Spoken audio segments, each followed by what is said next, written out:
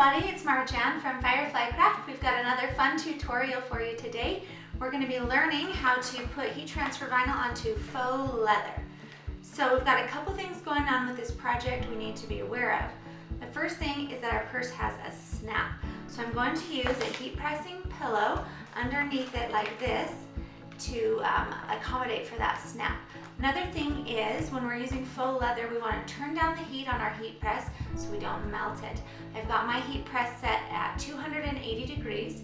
We're going to want to press it for 20 seconds to make up for that decrease in the heat. Ready?